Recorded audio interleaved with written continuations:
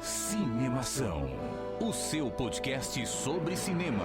Acesse nosso site cinemação.com. Cinemação. Repercussão. Agora no Cinemação. Eu começo, então. Repercussão. E eu me surpreendi com o filme. Repercutindo o que rolou durante a semana. Repercussão.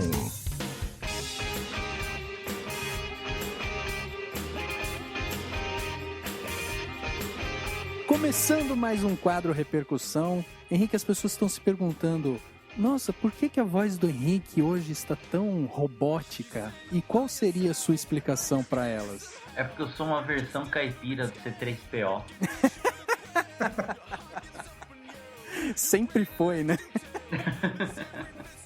Pô, meu, nem falo porta, porteira. É verdade. E aí, Henrique, eu queria que você ajudasse, então, todos os nossos ouvintes aí, aqueles que estão entrando em contato com a gente pela primeira vez, aqueles que estão entrando no Cinemação, escutando podcast, conhecendo, né, o nosso canal. O pessoal chega até nós e às vezes não sabe como entrar em contato. Então, lembre para os nossos ouvintes quais são os nossos meios de contato. Primeiramente, temos o e-mail do Cinemação, que é o contato@cinemação.com, ou então tem os nossos Twitter, que é o twitter.com/cinemação, ou pelo facebook.com/cinemação. E já tem alguns meses aí que nós estamos com o Instagram, é o instagram.com/cinemação, pra gente ver nossas fotinhas, como a gente é barango. É verdade, as pessoas vão poder se surpreender, né? De quem é aquela voz sexy do Daniel? Será que ele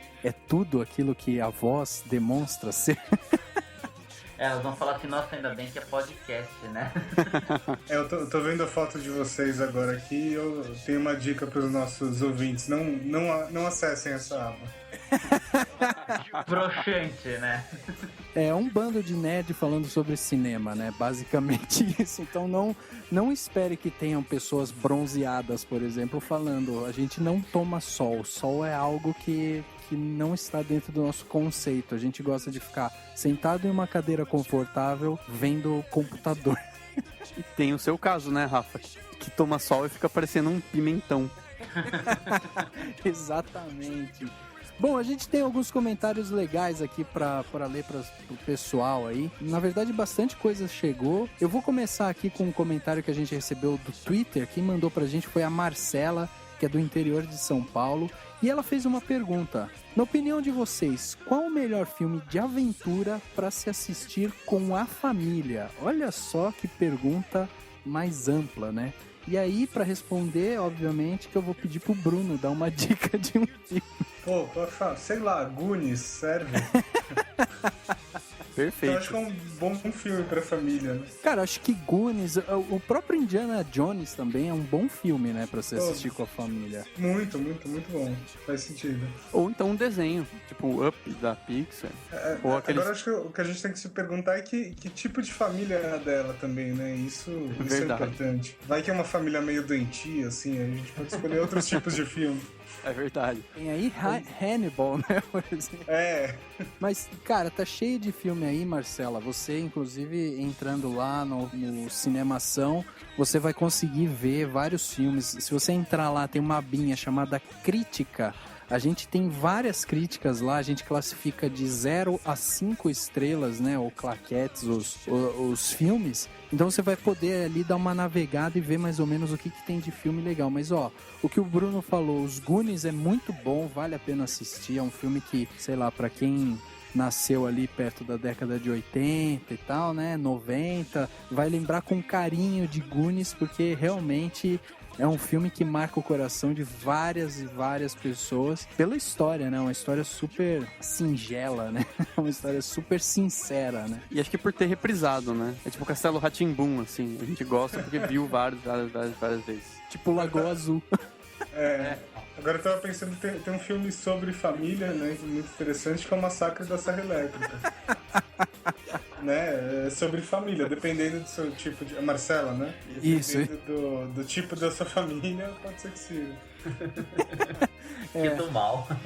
Tô brincando, Marcelo. Bom, tem aqui pra mim um comentário que o Mariel Fernandes fez num post que divulgava o trailer de um desenho, e ele comentou assim: ia te elogiar, mas procrastinei. Gosto muito do blog e vivo usando os posts para alardear minha falsa cultura sobre o cinema. Eu achei muito legal, porque foi um elogio espontâneo, né? Ele falou que gosta do...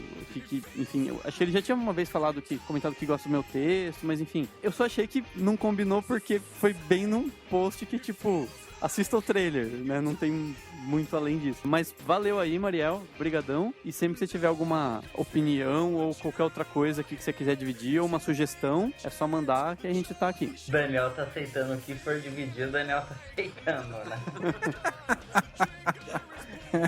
Pois é, né?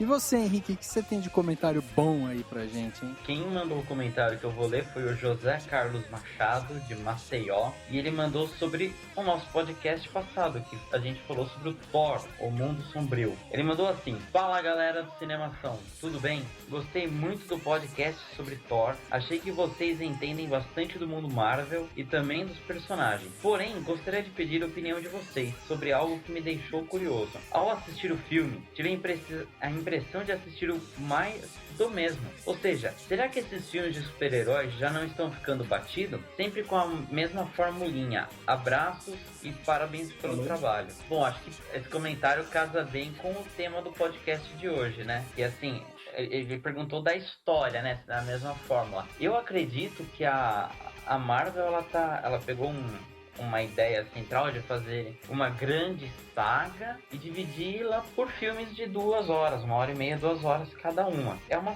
estrutura narrativa, né? O que eu acho que não pode acontecer, por exemplo, a DC querer inventar, fazer o mesmo jeito, entendeu? Cada um faz, um quer dividir em 30 filmes, o outro divide em 3, que nem o Christopher Nolan fez com o Cavaleiro das Trevas. Eu acho que pode, assim, se começar a fase 13 da Marvel, daqui 30 anos, vai ficar meio tosco, são filmes, né?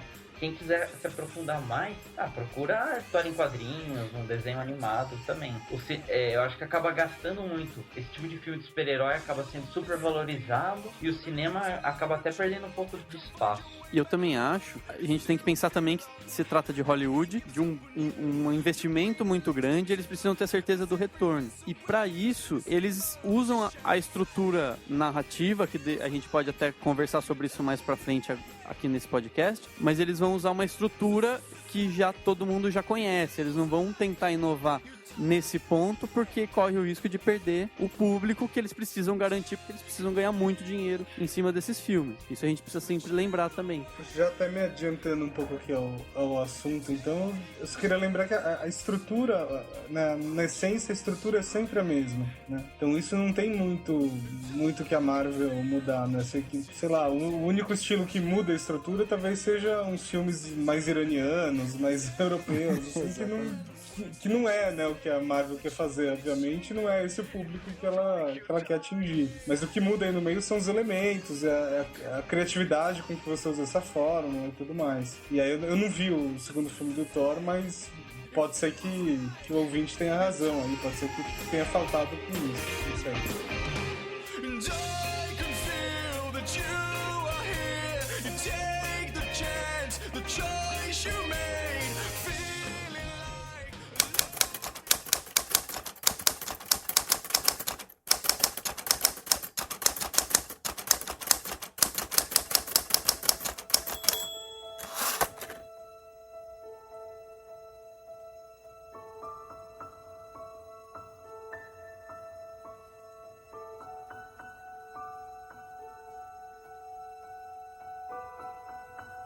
Bom, antes da gente começar a falar especificamente sobre história, storytelling e tal, Brunão, queria que você se apresentasse aí, você já palpitou e tal, já falou aí o que você achava sobre filmes de aventura e tal, mas queria que você se apresentasse aí pro pessoal, pra quem não conhece você, de onde que você é, como que você chegou até aqui, né? Originalmente eu sou publicitário, né? Hoje em dia é meio difícil definir o que eu faço, mas eu acho que eu sou uma mistura aí de escritor, roteirista e publicitário. O que eu faço basicamente é criar e escrever e contar histórias para marcas, né? ou envolvendo marcas, ou enfim, envolvendo objetivos corporativos ou de organizações. E eu acho que o que me faz mais famoso aí nas redes sociais é o fato de eu dar aula de storytelling para esse público, né? Mais para publicitários, mas também para jornalistas, para, sei lá, para gente que trabalha com entretenimento de uma forma geral, enfim. Hoje a gente pode dizer que você trabalha, então, especificamente com histórias mesmo, né? Isso. Mas não do lado do cinema, né? Eu sou o cara que faz a ponte entre o entretenimento e a publicidade. É mais ou menos isso que eu faço. E aí hoje em dia eu dou aula, eu tenho minha consultoria, né? Que faz esse tipo de coisa, que é Escritório Caldinas. Por que escritório, né? Porque é um lugar onde se escreve. Por que Caldinas? Caldinas era a minha cidade imaginária quando eu era criança, né? Tem criança que tem amigo imaginário, eu tinha uma cidade imaginária na cabeça. É sério.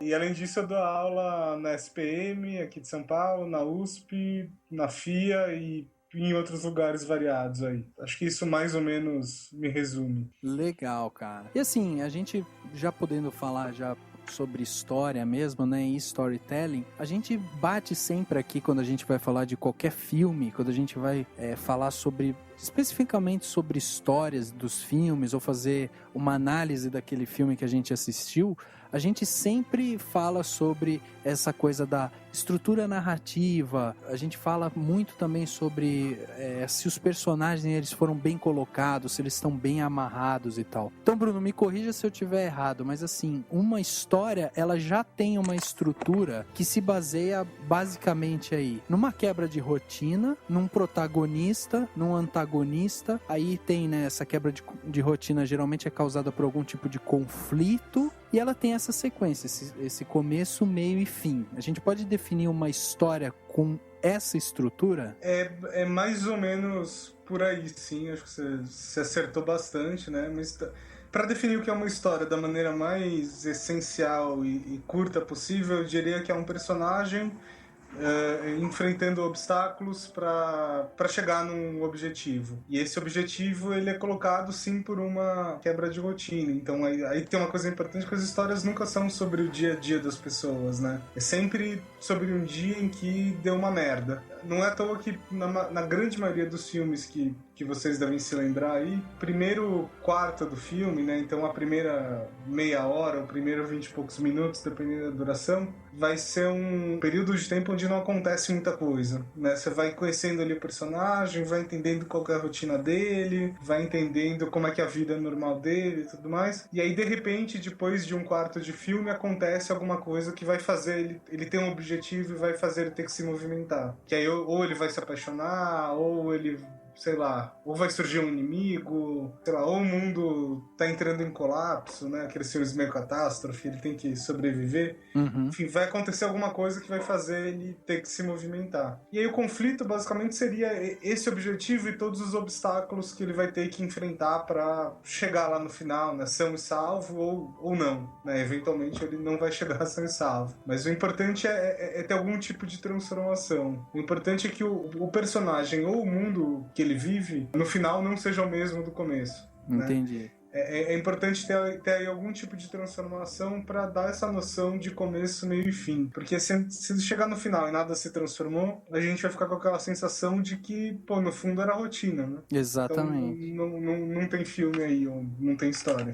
E quando a gente fala de antagonista, não precisa ser necessariamente nem também precisa ser necessariamente um super vilão estereotipado, né? Pode ser uma sociedade inteira, né? Pode ser um ambiente. Sim. Eu diria que você precisa ter uma força antagônica, né? Precisa ter alguma coisa que se coloque contrário ao objetivo do protagonista, né? Que aí pode ser assim, o super vilão, pode ser um antagonista que é um cara normal, mas não é um vilão, né? Desses caricatos. Pode ser a sociedade inteira, né? Então, um exemplo disso, o povo contra Larry Flint. Pode ser circunstâncias também, né? Então, por exemplo, o filme Catástrofe. Você não tem um vilão em si. O vilão é a natureza, sei lá são os maias, né?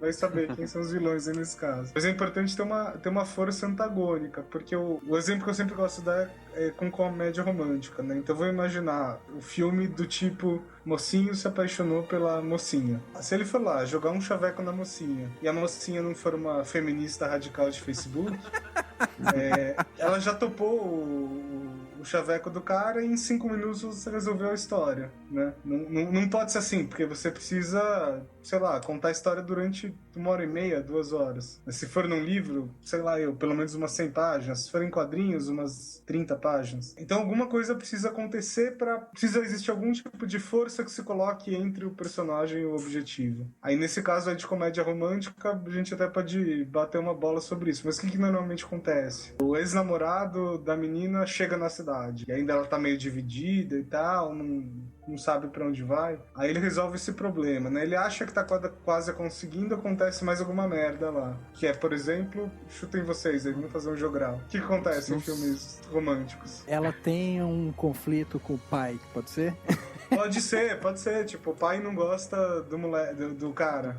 Ou o pai quer que ela case, ela é judia, o pai quer que ela case com um judeu e o cara não é judeu. Pô, perfeito, assim. Perfeito. O cara é um árabe, vamos já fazer o filme mais... Um exemplo que é bem batido é, tipo, ela descobre que o cara só deu em cima dela porque, tipo, ele apostou que ele ia conquistar, ou coisas assim, né? O que mais a gente vê, né? Isso, também. Tem uma outra coisa interessante, né? Então, geralmente esse conflito, ele vai surgir em cima de uma característica do personagem. Se você for conversar com roteiristas, tal, eles geralmente vão utilizar a expressão falha de caráter. Eu não gosto muito dessa expressão, porque caráter aí vai ficar parecendo que o cara é mau caráter, tal, mas não é isso. É pesado, né? É pesado. É muito mais porque lá fora, personagem é character, né? Uhum. Mas aqui no Brasil essa tradução não fica tão boa, assim, então... Caráter não seria a índole, é isso? Caráter não é a índole, mas é muito mais uma característica. Então, por exemplo, um personagem que é muito ligado na questão do tempo, né? Ele é aquele cara que, assim, cada segundo conta, super executivo e tal. O que vai acontecer, né? Qual é o conflito do filme? Pô, ele vai ser desafiado justamente por aí. Tô falando do Náufrago aqui, por exemplo. Né? Que o cara, sei lá, é super executivo da FedEx, no começo do filme ele tá falando lá que cada segundo conta pra entregar as encomendas e tudo mais. Aí de repente ele cai na ilha, tem que aguentar, sei lá, anos esperando o tempo passar. Olha que interessante, a característica desse cara que é testada e não necessariamente tem a ver com a índole dele, né? É simplesmente o jeito que ele é. É justamente essa quebra de rotina, né? A gente pode até dizer que é uma busca por você tentar, de alguma maneira, explorar aquele ponto fraco na personalidade do personagem, né? Isso.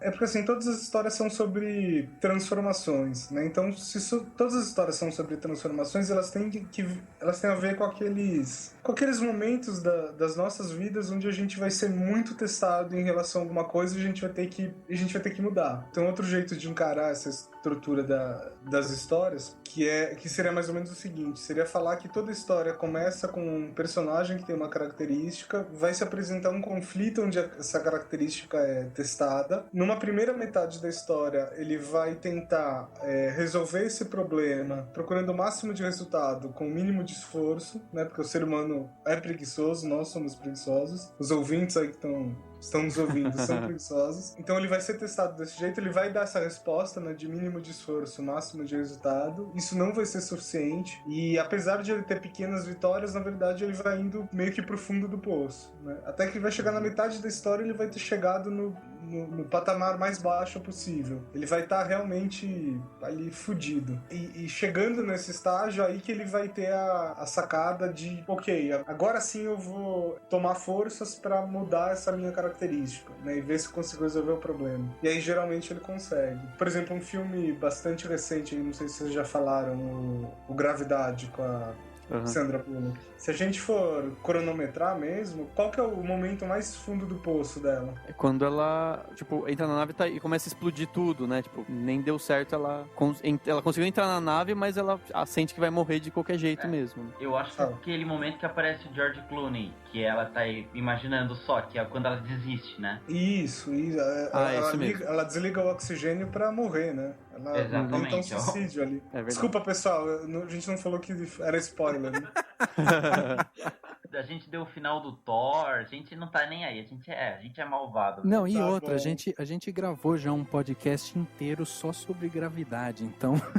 Ah, não, então tá bom. E o nosso Só- lema aqui, o nosso lema é, passou de 2 semanas, não é mais spoiler, tipo, pode falar. É justamente isso. Quando ela. O fundo do poço dela ali é quando ela desiste de tudo, né? E se você for cronometrar, dá mais ou menos na metade do filme. Vamos pensar nesse filme mesmo, né? Então, até então, ela tá sendo só reativa, né? Ela vai fazendo ali o mínimo necessário para sobreviver, sempre esperando alguma solução externa, né? Ou uma nave que vai estar funcionando, ou alguém que vai resgatar, ou o rádio que vai ouvir ela e tal. E aí, justamente depois daquele momento, ali ela toma uma posição muito mais ativa perante a vida, né? Que ela fala assim, não, eu vou sobreviver. Se eu não achar uma solução externa, eu vou tirar de dentro a solução. Que é justamente o espírito lá não é bem o espírito, né? Uma ilusão, né? É a ilusão do George Clooney. Então, tudo bem que aqui eu tô dando um exemplo bem fácil de sacar, porque é um filme com 2 personagens, né? Não dá pra ter nenhuma dúvida de quem é o protagonista. Os personagens são até relativamente rasos, assim, então também não dá pra ter nenhuma dúvida de qual é o conflito, de qual é esse momento. Mas você vai pegar isso num filme com 10 personagens, onde todos têm um nível de protagonismo mais ou menos forte, começa a ser difícil de sacar aí, né? Quem é quem, qual que é o conflito do filme e tal. Mas enfim, eu acho que o Gravidade é um bom exemplo pra gente tentar entender isso.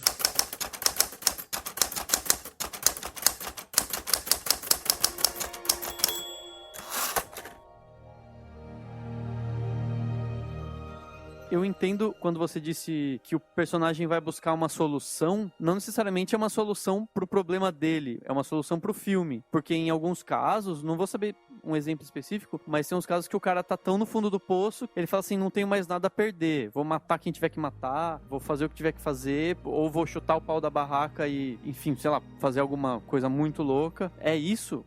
Mas o chutar o pau da barraca é uma tentativa de sair do fundo do poço, né? Sim. Tem um filme, acho que bem interessante, que também eu tô lembrando agora, que é aquele... É um filme com a Kate Winslet e o Leonardo DiCaprio. Acho que foi apenas um sonho, ou era apenas um sonho. Não sei se vocês viram esse filme. Eu acho que é isso mesmo. Sim, é quase que um filme de conflito o tempo todo, né? Entre o casal e tal, né? Exato.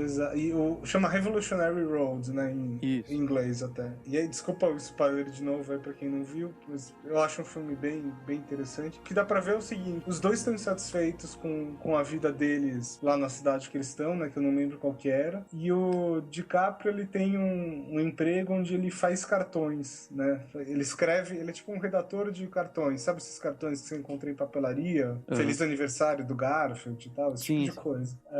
E ele é um escritor meio frustrado, ele quer viver outra vida e tal, não sei o quê. E aí ele e a Kate Winslet, lá, que é a mulher dele, resolvem se mudar pra Paris, né? E tentar uma outra vida. E eles fazem lá as contas e tal, não sei o quê, vão meio na loucura, mas eles conseguem se planejar lá mais ou menos pra ir. E aí eles estão quase que meio que fugindo da vida deles pra tentar uma outra coisa e tal. E aí justamente nessa hora que o DiCaprio meio que toca o foda-se no trabalho dele, né? E como ele já vai embora mesmo, ele começa a escrever os cartões do jeito que ele acha que deveria, e não do jeito que ele acha que o chefe dele gostaria. E aí o que acontece no filme? Ele começa a escrever cartões maravilhosos, né? E aí o chefe dele começa a achar ele o melhor funcionário que ele tem, começa a fazer proposta pra ele ficar e dar aumento e dar um novo cargo, enfim. Mas é justamente isso, né? Ele chegou no fundo do poço do problema dele, que é ele não estava contente com a vida dele, com o dia a dia dele, e resolveu tocar o foda-se. Quando ele toca o foda-se, as coisas se transformam. Sim. Só que esse é um filme meio curioso, porque o final não é feliz, né? Apesar de tudo, o final é bem infeliz. Mas, enfim, esse é um outro assunto. Então, nesse filme aí, o personagem do Leonardo DiCaprio é o protagonista, e não a Kate Winslet, certo? Pelo que eu me lembro, sim. Né? Não, tá. Tenho quase certeza que sim, mas faz um tempo que eu vi. Porque é o seguinte, uma vez eu já aprendi em aula que protagonista é um só. Por mais que tenham vários personagens principais, dependendo do filme, dependendo da história, o protagonista é um só. Tipo, tem aqueles filmes que são várias historinhas se passando em uma cidade. E o protagonista é a cidade, entendeu? Pelo menos foi isso que eu aprendi. Eu queria saber se você concorda com isso e como que qual a melhor forma de tentar analisar pra ver se quem é realmente o protagonista em caso de filmes que tem muitos personagens ou várias histórias, etc. Deixa eu só dar um exemplo aqui que eu acho que é legal a gente falar, que seria, a gente pode dar o exemplo de Babel, né, por exemplo. Tem um monte de personagens, várias histórias sendo contadas simultaneamente e ali você tem um protagonista. Bom, sobre Babel especificamente, eu não vou saber dizer quem é o protagonista ali, porque também faz um bom tempo que eu vi e não vi com esse olhar. Mas a princípio, toda história tem um protagonista, né? Só um.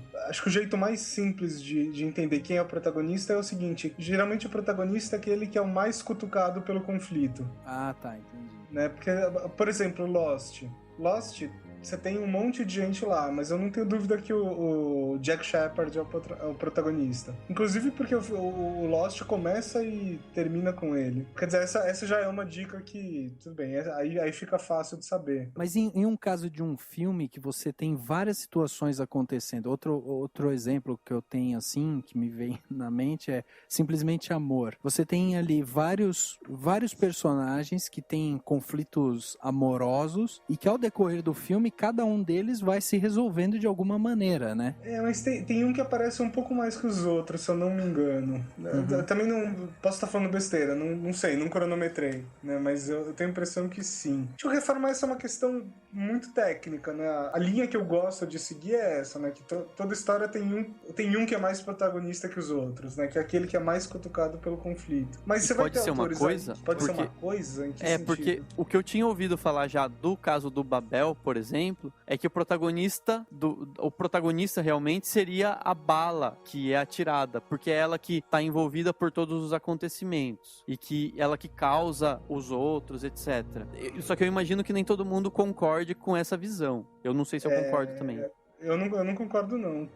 Por um motivo, né? A bala pode até ser o que liga todas as histórias. Mas para existir um protagonista ou um personagem, qual que é a função do protagonista numa história, né? O protagonista, ele tá lá para puxar a empatia do público. O público vai ter que se preocupar com ele. O público vai ter que se preocupar se ele vai conseguir ou não chegar lá onde ele quer, se ele vai sobreviver ou não, se ele vai morrer ou não, enfim. Se ele tá sofrendo ou não, né? O público tem que sentir junto com ele. O protagonista são os olhos do público naquela realidade que está sendo apresentada. Portanto, o protagonista ele até pode ser uma coisa, mas ele precisa sentir, pensar e agir como se fosse um ser humano, né? Então, por exemplo, tem um filme que eu não vou lembrar o nome agora, que é um filme bem trash, assim, que o protagonista é um pneu inanimado que tem poderes psíquicos, né? Ele vai lá e mata as outras pessoas, tá? Um filme de terror. Explode as cabeças das pessoas, não é? Eu não sei, eu não lembro exatamente o que ele faz, mas ele mata as pessoas, né? Então aquilo ali é um personagem, né? Porque ele sente, ele age, ele pensa como pessoas. Agora, se ele fosse simplesmente um pneu que não faz absolutamente nada, que não tem raiva, que não se vinga, que nada, eu não consideraria ele como um personagem, né? Ou, por exemplo, vou dar um exemplo mais simples aqui, o Wall-E, né? O Wall-E é um robô, não é uma pessoa. Mas tudo bem, é um robô que pensa, que sente, que age como uma pessoa. Agora, essa bala, no caso, não... E no caso do cavalo de guerra, por exemplo, que você acompanha a história do cavalo, mas a conexão que você tem do cavalo com o menino é justamente assim, a conexão emocional, né, entre o cavalo e o menino. Só que você vai acompanhando toda a história do cavalo perante outras pessoas. Aí, nesse caso, o cavalo é o protagonista, por mais que ele não tenha reações tão humanizadas. Eu não vi. Esse eu não posso falar. Mas assim, eu já vi é engraçado, esse é daqueles filmes que eu não vi, mas eu já li um artigo sobre, né? E o artigo falava justamente isso. Que assim, que o filme acabou sendo um fracasso de público e de crítica também, justamente porque o Steven Spielberg tentou transformar o cavalo no protagonista. E o cavalo não conseguia não conseguia capturar essa empatia do público. Porque ele não tem reações humanizadas, sabe? O cavalo, você não vê o cavalo triste, o cavalo... Você não vê isso, mas ele tem você só sabe que ele tem uma relação afetiva pelo menino que cuidou dele. Ou talvez eu tava pensando agora que talvez o protagonista seja o menino, e talvez, não sei se você concordaria com isso, Bruno, mas pode acontecer de um filme não conseguir ter a empatia das pessoas porque nem o próprio filme sabe quem é o protagonista, o filme se perde, muda de protagonista ao longo da narrativa, assim? Pode acontecer sim. E aí até entra uma outra questão aqui, né? Como a gente tem essa estrutura de uma história, quer dizer, a gente tá falando aí de conflito, tá falando de antagonista, de protagonista e tal. O que a gente pode considerar que transforma uma história de sucesso ou não, assim? É justamente ter esses elementos bem explorados ou não, assim? Quer dizer, uma história mal contada é aquela história que não revela tão bem, não cria essa conexão emocional e tal. A gente pode considerar isso um fator determinante para uma história de sucesso? Pô, essa é uma pergunta bem difícil. Mas eu acho que você deu uma boa pista, assim, se eu pudesse escolher uma coisa, né? Porque eu acho que no fundo é um fator de muitas coisas, né?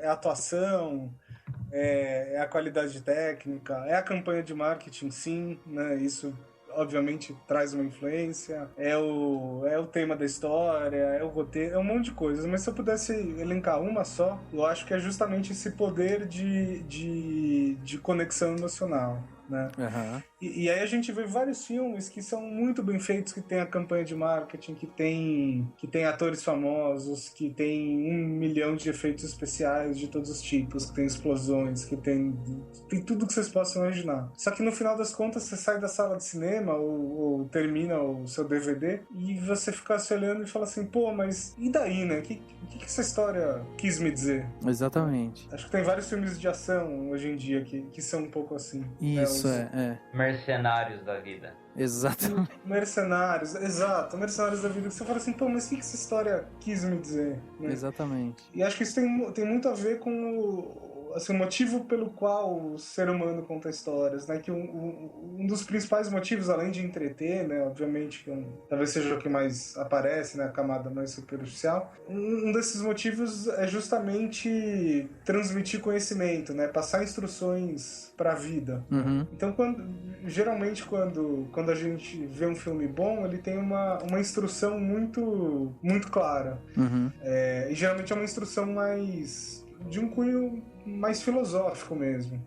Exatamente. Que tem a ver com uma visão de mundo do autor da história ou do diretor, enfim. Mas eu acho que os filmes que deixam a desejar são justamente esses. Tanto que a gente vê vários filmes sem orçamento que eventualmente estouram.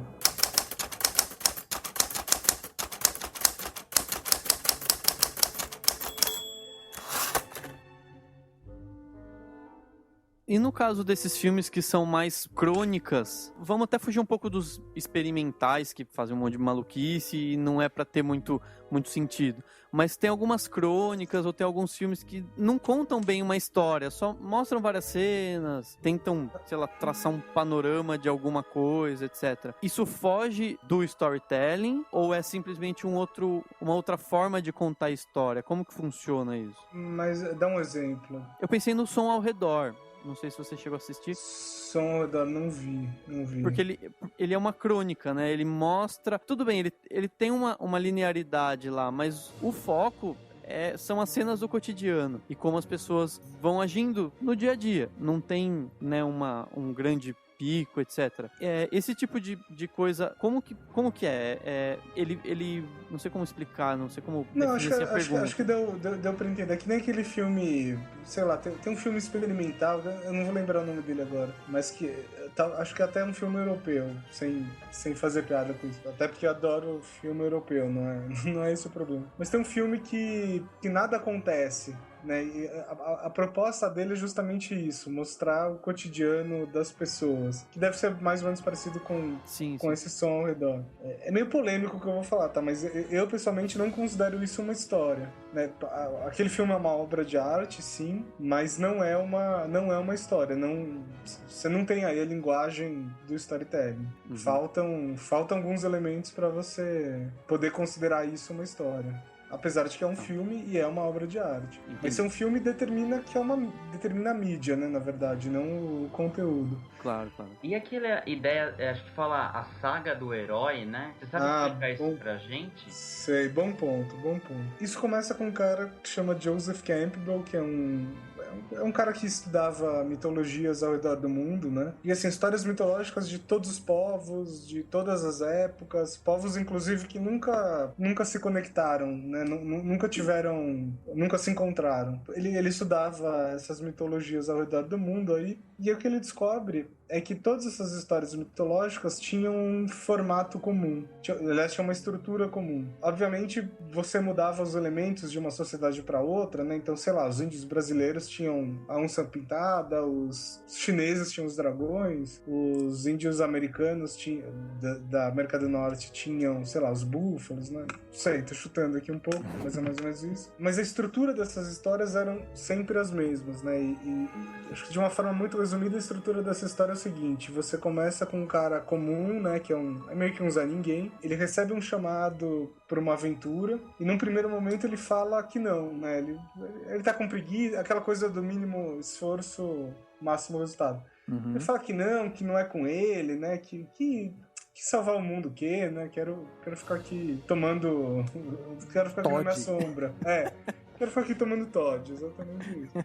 Mas aí acontece alguma coisa onde ele é compelido a entrar nessa aventura de um jeito ou de outro, né? Contra a vontade dele. E aí, a partir do momento que ele entra nessa aventura, ele vai entrar num mundo metaforicamente fantástico, né?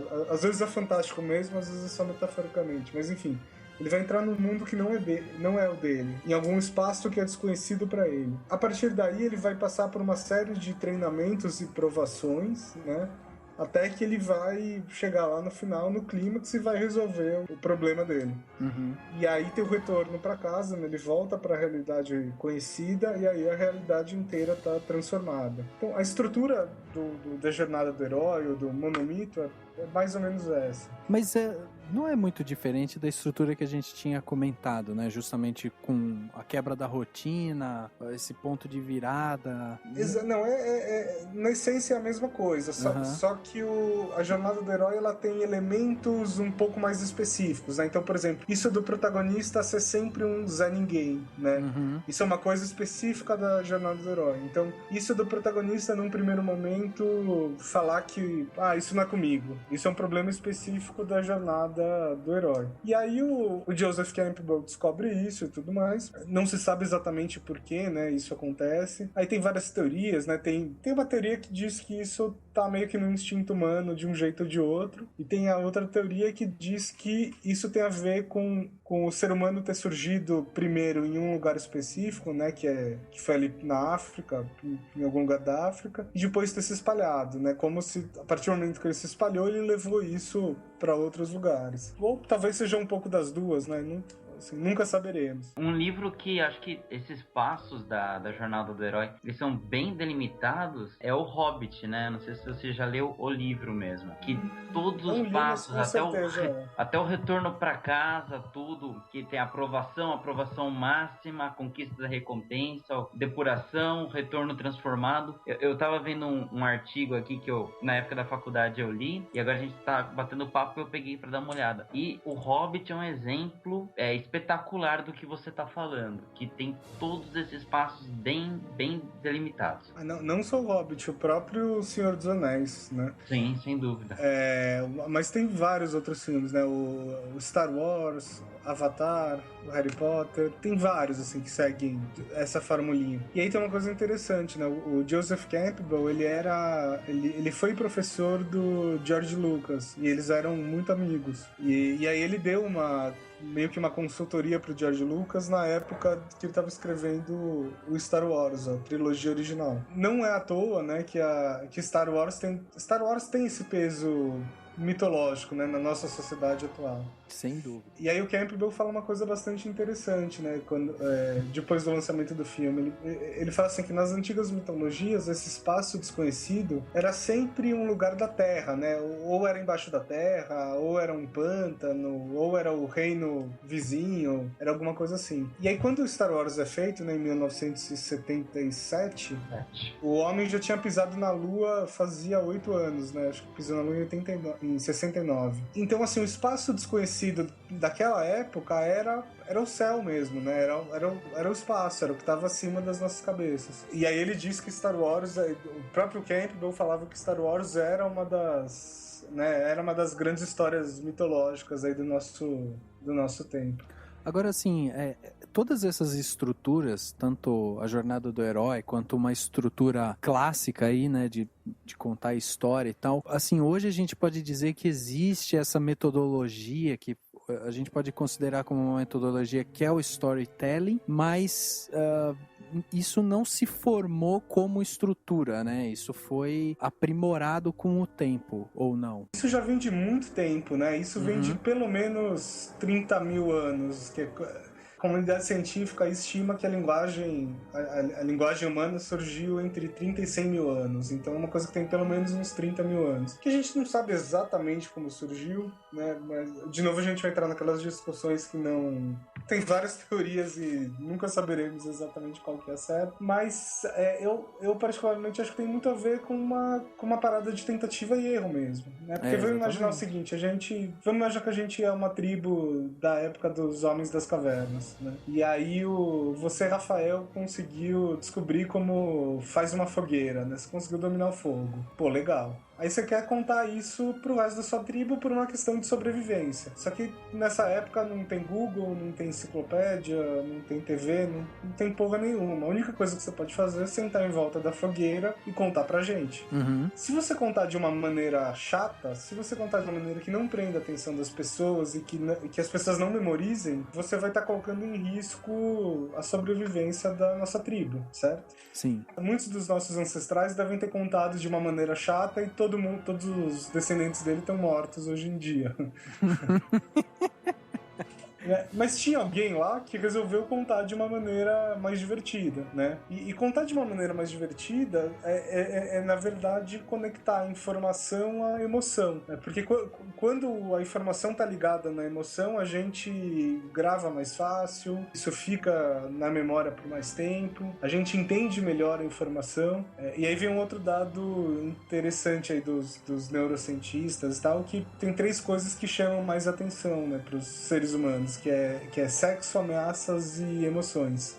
Então, quando tem a ver com essas coisas, vai ser mais fácil desse conhecimento ficar na nossa cabeça e depois ser retransmitido. Então, aí você não vai simplesmente contar sobre a técnica de esfregar um gravetinho numa pedra e, sei lá, fazer o fogo. Exatamente. Né? Você vai fazer... Assim, quando você descobriu isso, você tava... Qual era o momento da sua vida, né? Você fez isso porque você estava fugindo de um tigre, né? Não sei.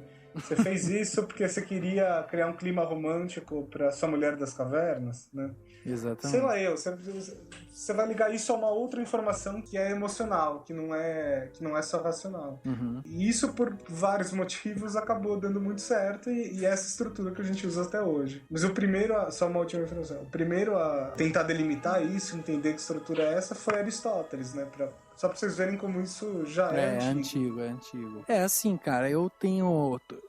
Assim, cada um escreve críticas e análises do jeito que melhor lhe convém, né? Mas assim, eu tenho uma mania de que toda vez que eu assisto um filme, ele precisa de alguma maneira me conectar emocionalmente. E aí eu me pego, quando eu tô escrevendo a crítica e tal, eu me pego sempre fazendo essa análise. O personagem, ele não tem uma conexão, ele não traz uma conexão emocional com o público, por exemplo. Esse, pra mim, é um dos fatores mais determinantes de uma história, assim, se ela consegue ser bem sucedida ou não, entendeu? Então, eu acho que, assim, hoje, cada um escreve o artigo do jeito que lhe convém.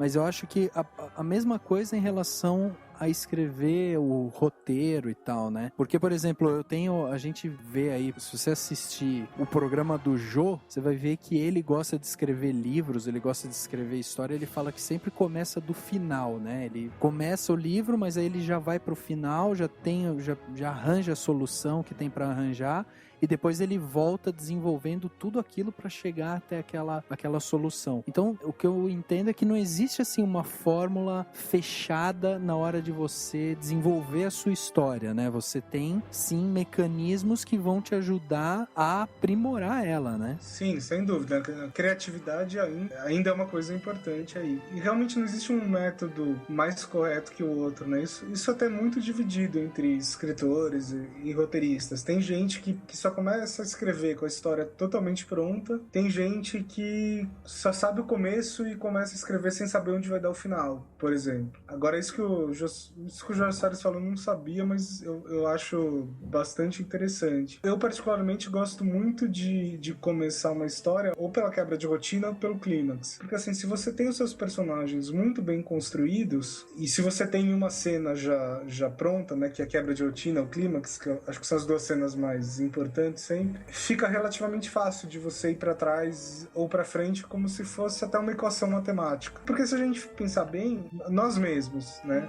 Ninguém toma decisões completamente aleatórias na vida, né? Você toma suas decisões dependendo dos traumas que você já passou, do seu histórico familiar, de onde você veio, da sua visão de mundo. E se você tem isso muito bem construído para um personagem, você sabe que a partir de uma quebra de rotina ele não poderia ir para 2 lugares diferentes, ele só poderia ir para um lugar. Ou então a partir de uma cena aí de clímax, isso não poderia ter surgido de 10 coisas, de 10 opções diferentes, né? Isso só poderia ter surgido de uma quebra de rotina. Então existe essa característica quase matemática também das histórias.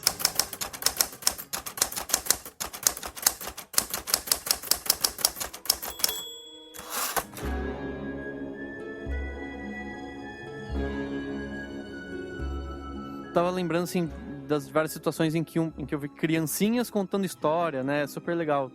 Do jeito que as crianças pegam e inventam que tem sei lá, o ratinho que aconteceu isso e aquilo. E aí o que eu queria entender é o seguinte, daí é uma forma de pedir pra você defender o que você faz, porque é o seguinte, eu imagino que seja quase que natural a gente criar histórias que tem uma quebra de rotina, depois tem uma solução, etc, etc. Porque a gente assiste tudo isso, a gente consome isso o tempo inteiro. O que ajuda pra um roteirista, enfim, pra qualquer pessoa que vai trabalhar a contar histórias, e estudar isso aprofundadamente e não apenas imitar no bom sentido, no sentido de se inspirar naquilo que essa pessoa já consumiu, os bons livros, bons filmes, os bons quadrinhos, etc. Ótima questão do Daniel, hein? Pro Bruno... ótima questão mesmo. Pro Bruno vender o peixe agora. É engraçado, né, até que quando eu dou meus cursos e tal, sempre tem um aluno que no final fala assim, pô, mas eu quero uma formulinha, né, eu quero um negócio lá que tenha umas frases e tal, e aí tem umas lacunas, eu preencho a lacuna e saio com uma história pronta, e não é assim que funciona. A importância de você saber como funcionam esses elementos e como funciona essa coisa do storytelling, eu acho assim, mais importante do que saber quais são os elementos é saber por que esses elementos estão aí. E o ponto é o seguinte, as histórias são uma ótima ferramenta para você capturar a atenção das pessoas, né? Lembrem-se sempre do exemplo dos homens da caverna lá querendo passar informação sobre a fogueira. Então a história talvez seja a melhor ferramenta que você tenha para prender a atenção de alguém. E se a gente for pensar, talvez hoje em dia a sala de cinema seja um dos únicos lugares onde as pessoas ainda conseguem ficar 2 horas sem olhar no celular para ver o que está acontecendo no mundo de fora. Né? Então todos esses elementos eles trabalham nesse sentido, né? Então por que tem que ter um conflito, por que tem que ter um monte de perrengue, né? Por que tem que ter obstáculos para o personagem vencer, por que o seu personagem tem que ser feito de carne e osso e você tem que ter dúvida se ele é capaz de vencer ou não, porque são justamente esses elementos que vão fazer com que você fique com aquela sensação de e agora, né? O que vai acontecer, né? Ah, meu Deus, e agora? Será que ele vai conseguir ou não vai conseguir? É isso que vai fazer com que alguém fique 2 horas numa sala de cinema sem olhar o celular. É isso que vai fazer com com que uma pessoa que não tem tempo para nada mais, mesmo assim consiga toda noite pegar um livro e ler mais 50 páginas até chegar no final. Só que assim, mesmo que você queira quebrar as regras, você precisa dominar as regras antes. E o que acontece geralmente com gente que não tem uma noção mínima dessas coisas e se mete a escrever é que tem livros chatos, livros arrastadíssimos. Vou dar até um exemplo conhecido. Paulo Francis, uma época, se meteu a escrever livro, né, de ficção. E aí ele foi muito criticado porque, assim, ele colocava lá, sei lá, 50 personagens no livro, né, e aí um personagem aparecia na página 3 e depois só no final do livro. E aí não faz sentido nenhum, porque você não acompanha, né? Tudo bem, Paulo Francis acho que era um gênio, mas talvez não como escritor de ficção. E aí ele claramente é um exemplo de que cagou pras regras e obviamente não teve sucesso. Não teve sucesso. Exatamente isso. Não sei se eu respondi, porque essa é uma pergunta meio complicada também. Mas não, acho que é respondeu por aí. A ideia não era também, era só questionar, mas sim. Eu, pelo menos, tenho muito interesse em estudar tudo isso, porque, acima de tudo, eu gosto de entender as coisas. E eu acho que, às vezes, muita gente não gosta de estudar determinadas coisas, não tô falando especificamente de storytelling, mas de qualquer outro assunto mesmo, porque elas querem ter uma finalidade muito clara para absolutamente tudo, e eu não acho que haja essa necessidade. Mas eu entendo que tem, claro, essa importância toda, e eu queria justamente debater mesmo, não era uma provocação, não. Entendi. Eu acho até legal a gente dizer, né, Dani? Eu e o Daniel, a gente tem um roteiro de um curta pronto, e uma vez até eu conversando com o Daniel, a gente discutindo sobre a história e tal, ele virou pra mim e falou assim, não, é engraçado que o cara, quando a gente tá escrevendo o roteiro ele nunca tá pronto, né? Ele nunca tá 100% pronto, porque a gente que tá escrevendo e que vai buscando essas informações, a gente quer até aprimorar mais a história. Daí cria-se um apego pela história tão grande, e no fim a gente acaba tentando desenvolver ela para tentar chegar numa coisa que é quase uma perfeição, mas é difícil você chegar naquilo, até por conta desse monte de conhecimento, né, que daí você estuda, você vai ver exemplo, e aí é difícil, né, você chegar num final, e isso eu acho que é o que torna um roteirista ou um escritor tão especial, porque acima de qualquer coisa, o cara precisa ter um desapego por um troço que ele tá desenvolvendo um tempão ali, né? Em cima de um monte de estudo que ele fez. E mesmo assim, ainda pra ele não vai nunca tá perfeito, né? Ah, sem dúvida. Eu sou um caso, por exemplo, que assim, por mais que eu não tenha história fechada na minha cabeça, se eu não começar a escrever, eu nunca vou começar. Tudo bem, eu falei uma redundância absurda aqui, ó. Mas é certo. Mas o que eu quero dizer, por exemplo, tem gente que gosta de ter a história inteira completa na cabeça, né? Eu não posso ser assim, porque se eu ficar esperando ter a história completa na cabeça, eu nunca começo. Então, sei lá, isso é uma questão de estilo de cada um aí, de preferência de cada um. Mas eu acho que você tem toda razão, tem um desprendimento, sim. E tem uma outra coisa de desprendimento aí, que é você colocar a sua história no mundo, né, independente da mídia que ela vai estar, e a partir do momento que você coloca ela no mundo, cada um vai interpretar do jeito que quiser, né? Sim. Então, às vezes você criou uma cena lá pensando numa coisa, e aí, de repente, vem um crítico de cinema e vai falar que você estava pensando em outra, sabe? Exatamente. Às vezes até muito mais interessante, né? Você vai pagar de poeta aí, você tava querendo ser óbvio. Exatamente.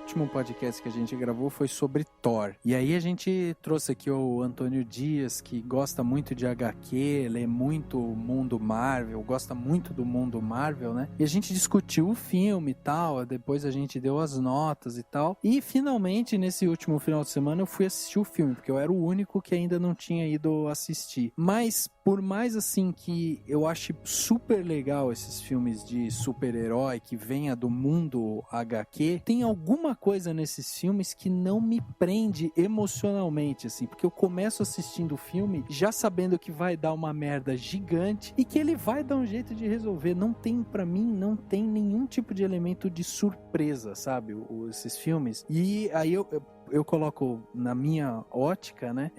A maioria desses filmes de super-herói que estão vindo aí de HQ. Então até volto um pouco ali pro comentário que o José Carlos mandou pra gente, de ter sempre a mesma formulinha, assim, né? E eu acho que é isso, assim, tipo, tá ficando muito, muito batido, muito efeito especial, e a história em si, ela já não tá tendo aquele peso que poderia ter, sabe? Eu acho que o melhor exemplo pra falar disso é a diferença entre o primeiro Homem de Ferro e o segundo. O terceiro eu nem vi, pra falar a verdade, mas eu já sei que é ruim. A diferença entre o primeiro e o segundo, né? Tudo bem, o segundo teve várias coisas além da história aí que ajudaram ele a fazer sucesso, né? Foi o primeiro filme da Marvel, foi o retorno do ator lá, o Robert Downey Jr., né? Esse aí. Tudo bem, foi muito bem feito, foi contra várias expectativas ruins e tudo mais. Mas além disso, tinha essa conexão emocional, né? Porque você tinha ali um personagem que tinha fraquezas muito bem exploradas. Exatamente. E aí, tipo, você até tinha dúvida se ele ia conseguir ou não, né? No primeiro filme. Depois ele já era super-herói, né? E tem aquela coisa curiosa, né? Porque por mais que você saiba que o cara vai ser o Homem de Ferro, você quer saber como ele vai se tornar o Homem de Ferro. O que o motiva a se tornar o Homem de Ferro. Aí nos outros filmes você já tem ele consolidado como um Homem de Ferro, já sabe que vai dar alguma merda gigante lá, e ele vai resolver, entendeu? Então o elemento de surpresa se perde, assim, sabe? Sim. Sempre daria pra criar mais, né? Ponto é, a história vai tender a ficar sem graça se você não tiver mais dúvidas que o personagem vai conseguir chegar onde ele quer chegar. Exatamente. Então, tem até uma história curiosa, né, do próprio Superman. Se eu não me engano, a Kryptonita veio nas histórias do Superman lá pela década de 80. O Christopher Reeve já tinha a ideia da Kryptonita, né? Aquele filme da década de 70.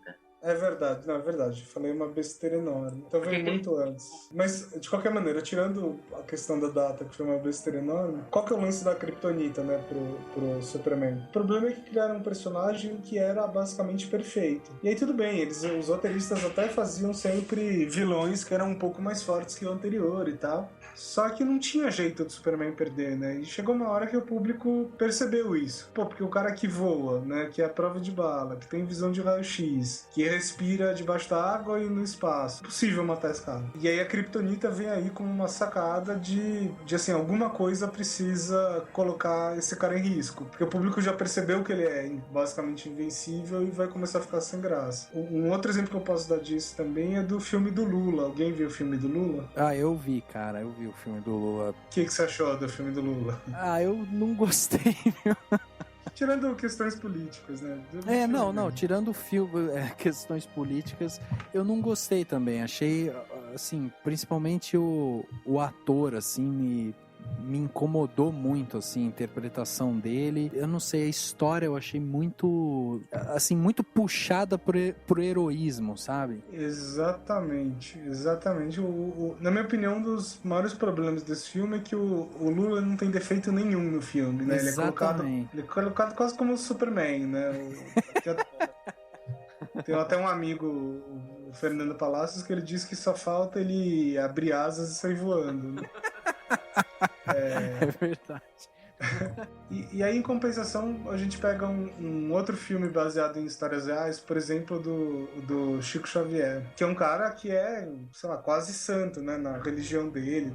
Quer dizer, acho que é meio santificado de uma certa forma. Uhum. E ainda sendo santo, ele tem um monte de defeitos, né? Então ele é inseguro, ele é vaidoso, Uhum. A última cena uma das últimas cenas tem até a ver com isso. Enfim, vocês percebem a diferença, né? O Chico Xavier é o cara que você até sabe qual é a história, você até sabe qual é o final da história, né? Você sabe onde o cara vai chegar, você sabe que o cara vai ser foda e tudo mais. Exatamente. Só que você tá vendo ali o que ele passou como ser humano, porque ninguém é perfeito, né? Uhum. Você pode pensar o cara mais foda do mundo, para chegar onde ele chegou, ele passou por um monte de problemas, ele teve dúvidas, teve medos. É essa informação que segura a gente dentro de uma sala de cinema, né? Exatamente. Porque de alguma forma a gente está aprendendo com essa experiência. Quando vai pro caso do Lula, você não tá aprendendo nada com essa experiência, porque obviamente não é a situação real ali, né? Acho que isso explica muita coisa. E a gente se identifica com os personagens muito mais pelos defeitos do que pelas qualidades deles, né? Sim, sem dúvida. A gente se identifica com o personagem porque a gente já sentiu um medo daquele jeito, a gente já teve algum momento em que a gente, sei lá, teve insegurança, etc. Sem dúvida. Putz, foi muito bom e eu acho assim, Bruno, se você tiver alguma consideração final para fazer para as pessoas que estejam aí interessadas em storytelling, em roteiro, você tem algum conselho para dar para essas pessoas? Tem o meu blog fazendo um jabá, né, que fala não só desse assunto, mas principalmente disso, que é o www.caldinas.com.br, e ali, inclusive no meu blog, vai ter uma abinha de bibliografia onde você pode achar vários textos externos e livros e vídeos e palestras e coisas do tipo que falam sobre o assunto. Então, ali é sempre um lugar legal de começar a bisbilhotar. Legal. Mas se você quiser ver um livro só, né, eu recomendaria o Story do Robert McKee. Eu acho que é a Bíblia, né? Não sei se é o mais completo, mas assim, é um ótimo livro para você começar. Legal, meu. Vamos então pro plano detalhe, onde o Bruno vai dar mais dica ainda.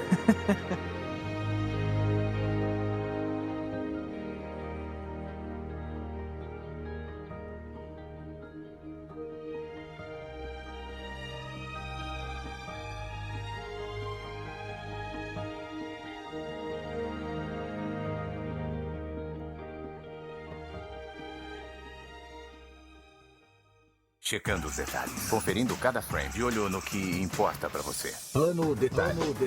Agora, no Cinemação.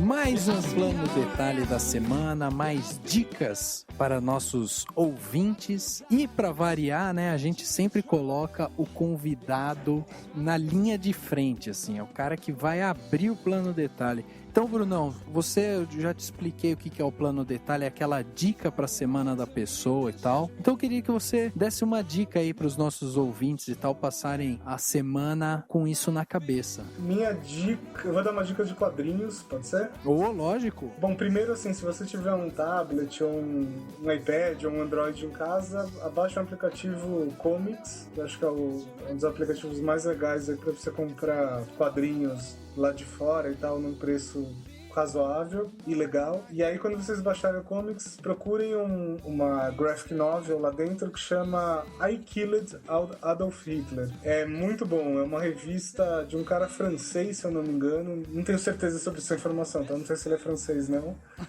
Tá bom. E ele desenha todo mundo como bichos, assim, né? Então, tipo, mais ou menos tipo Maus, aquele outro quadrinho onde os nazistas são desenhados como gatos e os judeus como ratos. Enfim, independente de Maus, isso não importa. Ele desenha todo mundo como bichinhos e tal, e aí tem uma história sensacional envolvendo Hitler, um matador de aluguel e viagem no tempo. É muito bom, sério mesmo. Sensacional, cara. Aliás, graphic novel é um negócio que eu não sei, mas eu tô sentindo agora que ela deu uma bombada, não deu, não? Pois é porque o público que lia quadrinhos antigamente, né, que era um grande consumidor, ele tá, como que eu vou dizer, ele se transformou, né? Ele não é mais o cara que vai na banca, é o cara que vai na livraria. Exatamente. Ele não é mais o cara que quer empilhar um monte de revistinha no canto do quarto, né? Ele quer ter um produto bonito para colocar no centro de mesa.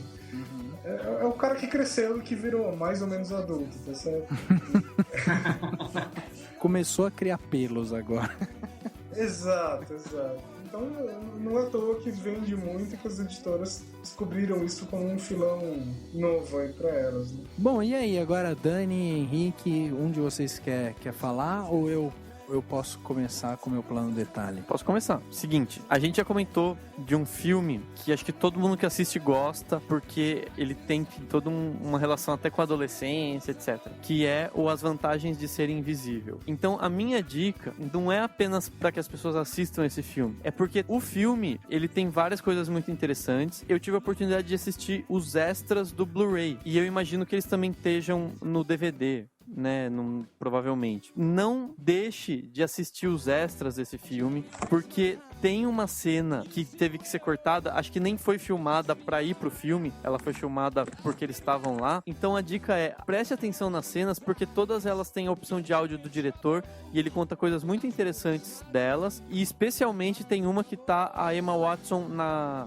cena do túnel, que é famosa do filme, porque ela tá, enfim, solta na caçamba de uma caminhonete, mas é uns 4 minutos de silêncio e ela lá, e tem uma outra cena logo depois que ela vista de baixo e ela manda beijo. É lindo, é uma cena muito bonita mesmo. Então, depois de ver o filme, que ele já é um pouco emocionante, ele já tem uma pegada bonita, assistir essa cena é uma experiência muito legal, que eu recomendo pra todo mundo. Aliás, você já assistiu esse filme, Bruno? Opa, não vi. Eu tava justamente procurando ele aqui agora na locadora do Paulo Coelho e abri uma janela do nada. Mas cara, esse filme é um filme que você que gosta de história, que estuda história, que leciona história, esse é um filme que vale a pena você assistir, porque eu escrevi inclusive a crítica desse filme no Cinemação. É um filme que me surpreendeu muito, eu fui completamente despretensioso assistir o filme, achando que era um filme de draminha adolescente, assim, e tal, mais um filme meio clichê nesse sentido, e no fim é um filme que ele explora de uma maneira tão brilhante, né, o drama adolescente.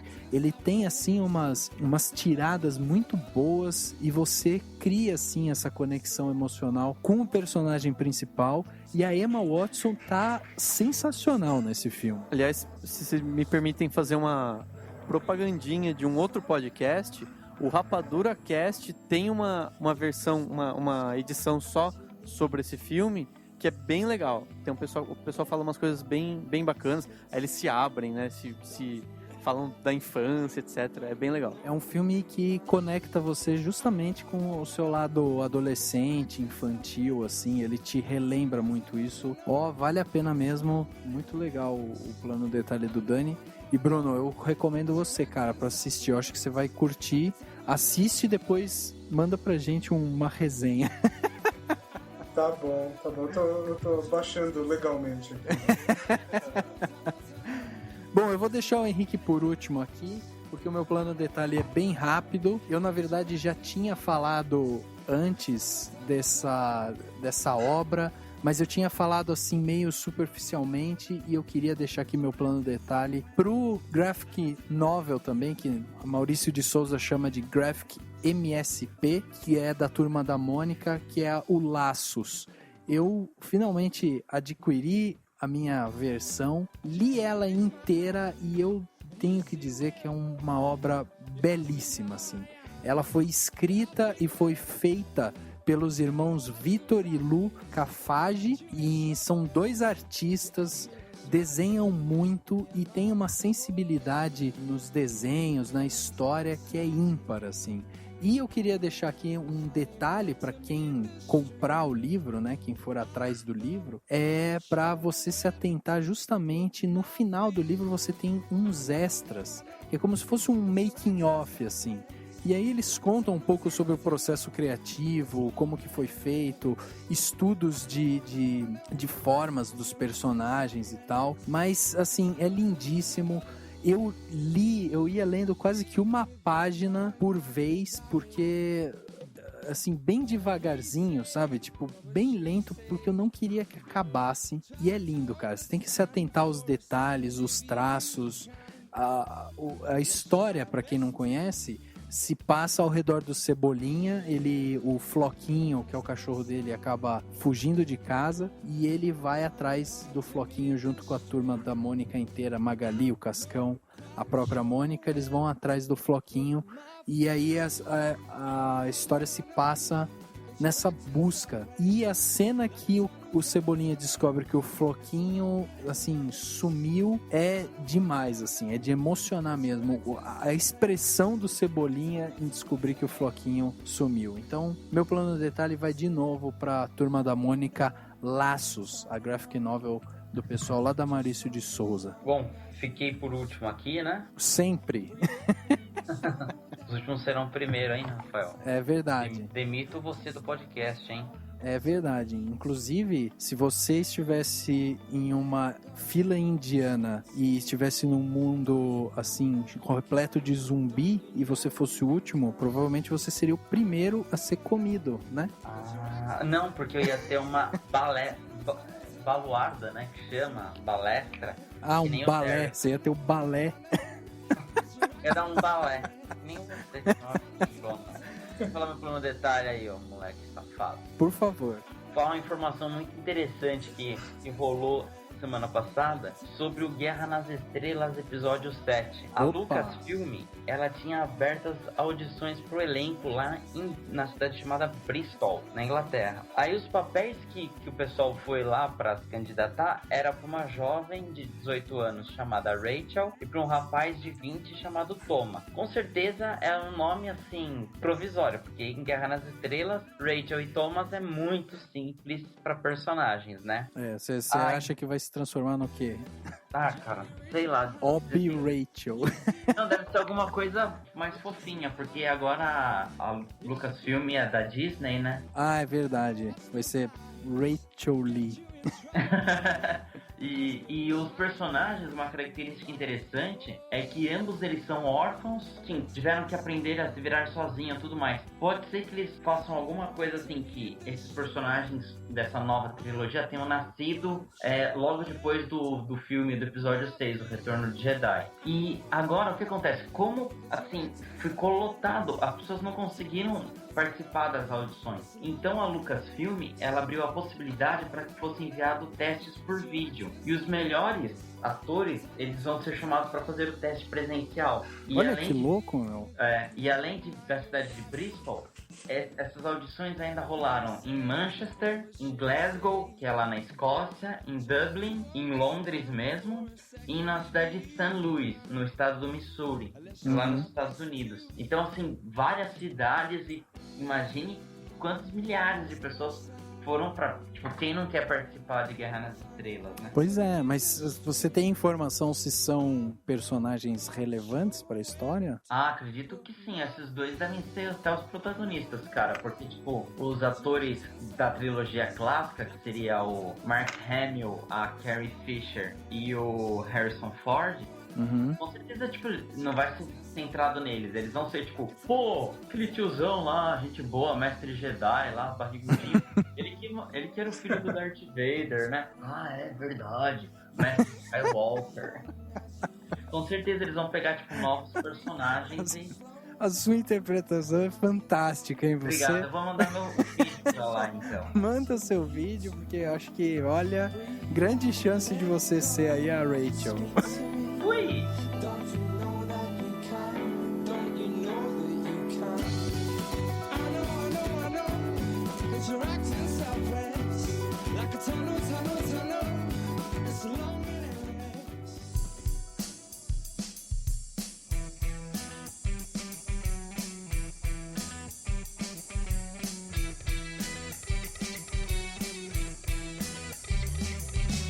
Chegando ao final de mais um podcast, agora o podcast Cinemação número 63. Falamos sobre storytelling, roteiro, estrutura de histórias, a arte de se contar história, né? E hoje a gente teve aí a participação do Bruno para nos ajudar aí a explicar todo esse conceito para os nossos ouvintes. Eu achei que foi muito bom, gostei muito da participação aí do Bruno. Brunão, então muito obrigado, cara, pela sua participação, por disponibilizar aí seu tempo para conversar aí com a gente. Com certeza a gente vai chamar você quando você já tiver melhor e tal, 100%. Mas muito obrigado aí pela participação mesmo. Pode chamar, vou com certeza. E, agradeço o convite aí, foi uma experiência muito interessante. Valeu, Bruno. Valeu, Rafa. Valeu, Henrique. Obrigado a todo mundo e até semana que vem. Até mais, pessoal. Valeu, Brunão. Valeu, Rafa. Valeu, Dani. E desliga esse podcast aí e vão ler um livro. Boa! Mas não Crepúsculo. Cara, até Crepúsculo é válido. Até pra, sei lá, melhorar o português, ou é tipo um estudo psiquiátrico, assim, de pessoas obcecadas por uma outra pessoa. É interessante. Assustador, mas interessante. Muito bom, cara. O podcast Cinemação número 63 fica por aqui e a gente se vê no próximo.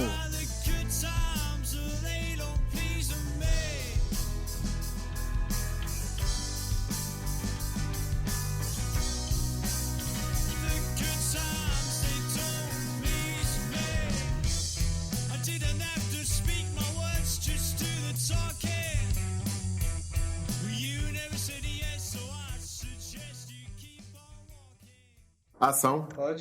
Pode me convidar. Só me convida num dia mais tranquilo pra mim.